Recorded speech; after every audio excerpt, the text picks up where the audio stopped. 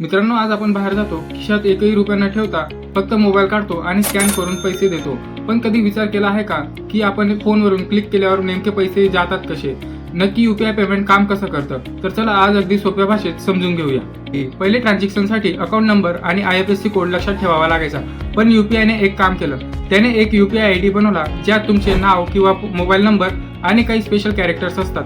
आणि दुसरी गोष्ट म्हणजे यूपीआय पिन हा 4 किंवा 6 अंकीचा एक हिडन पासवर्ड असतो जो पैसे पाठवताना टाकावाच लागतो.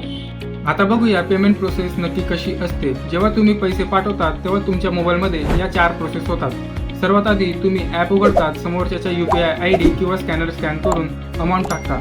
मग तुम्ही तुमचा पिन टाकता आणि हा पिन ॲपद्वारे पूर्णपणे सुरक्षित एन्क्रिप्टेड करून NPCI कडे पाठवला जातो.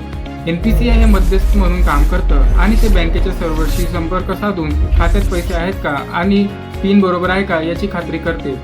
मग प्रोसेस पूर्ण झाल्यावर तुमच्या खात्यातून पैसे कट होतात आणि काही सेकंदात समोरच्याच्या अकाउंटमध्ये पैसे जमा होतात आणि दोन्ही बाजूंना पेमेंट सक्सेसफुल असा मेसेज येतो. म्हणूनच आज यूपीआय एवढं लोकप्रिय झालं आहे आणि हे वर्षभरातील 365 दिवस आणि 24 तास कधीही काम करतं. आणि सगळ्यात महत्त्वाची गोष्ट म्हणजे कोणालाही आपल्या बँक डिटेल्स सांगायची गरज पडत नाही. मित्रांनो, तुम्हाला ही माहिती कशी वाटली कमेंट करून नक्की सांगा. व्हिडिओ आवडला असेल तर लाईक आणि फॉलो करायला विसरू नका.